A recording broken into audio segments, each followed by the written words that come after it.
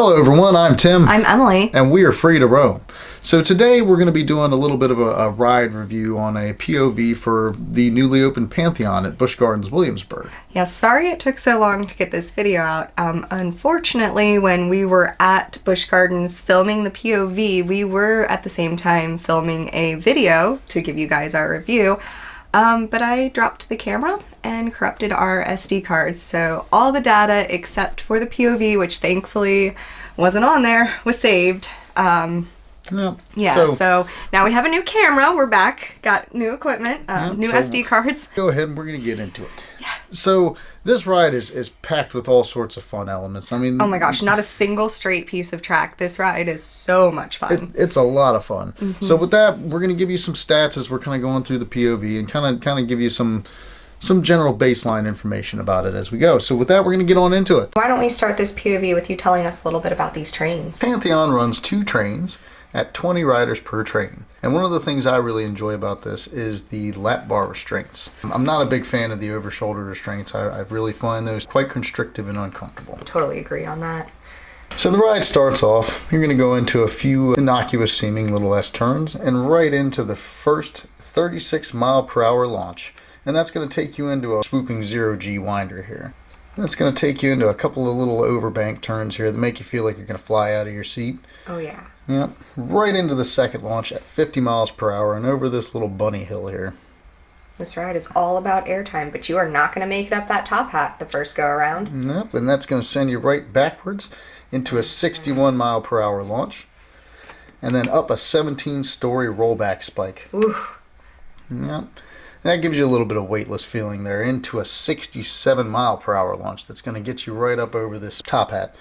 This is going to send you 95 degrees down a 180-foot drop to get you to your top speed at 73 miles per hour. Wow.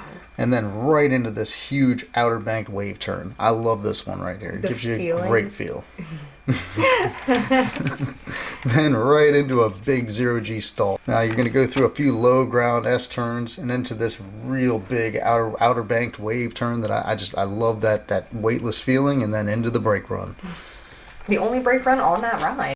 So now that we've seen the POV and got some of the stats and, talked about the coaster a little bit, let's get a general, consensus about it. So what was your favorite physical ride aspect of the coaster? Okay, so I'm terrible at names, but the part where you go upside down, the 0G stall. Thank you, yeah. So that part right there, just being upside down, like you can even hear me in the POV just So you like that prolonged upside down feeling when you just kind of flip and ride there for a little while. Pretty much anytime my backside is not touching a seat is fun for me, or launches. Like that is always going to be the best time. Those floater times, or just when you're not in your seat, you're upside down. Amazing. What about you?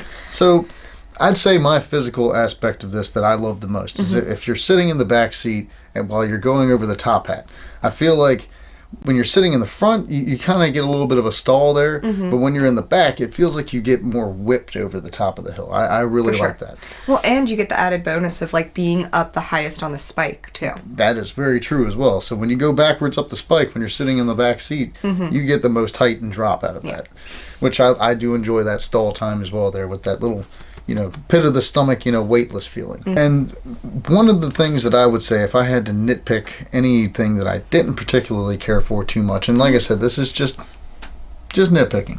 I don't particularly care for the tiny little bunny hill right there when you're in between the spike and the top hat.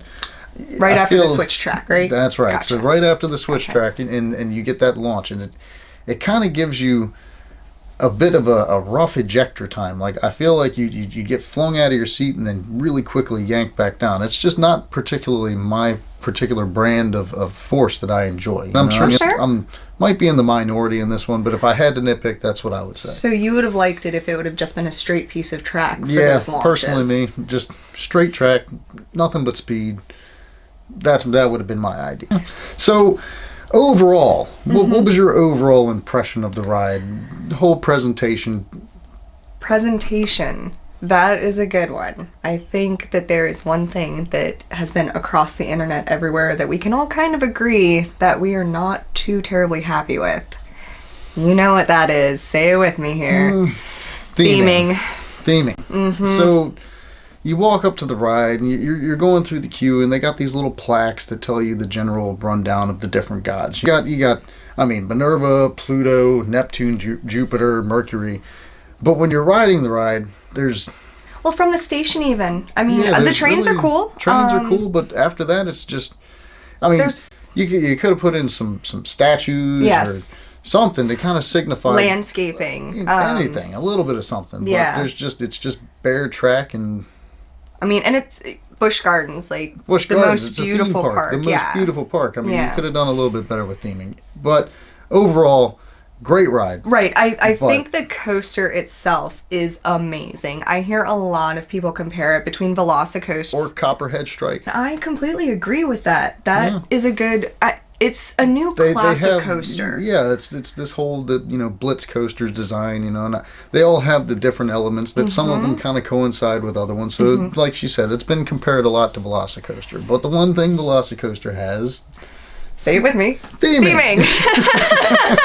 I mean, that's where it comes down to. I think the big difference is I think it's a solid ride. It is Right. a solid addition to the park. I love it. I will wait for it. One of the few rides I would actually wait in the line for. I would definitely wait for this one. But the theming, I really hope in the future that we get to see that. That and another little thing that kind of, it just opened, so I'm sure this will get better with time, but operation times. Yeah, the ride ops are very slow. It's only train. It's a 2-train operation, Yeah. so the thing that I do, and this, I may once again be kind of weird about this one, but I count while I'm in the station He does. to see how long it takes for the train to go out. A little bit sluggish, running about 2 and minutes they- per dispatch. So with that, overall, very enjoyable ride. Few things to nitpick out of it, but I'm sure Solid edition, though. Very I solid love edition it. of the I park. can't wait to go back and do it again. You guys, I'm so excited. Like, that's right. this is awesome. This is awesome. So, until next time, we're free to roam, and I hope you guys will feel free to roam as well. Bye, guys.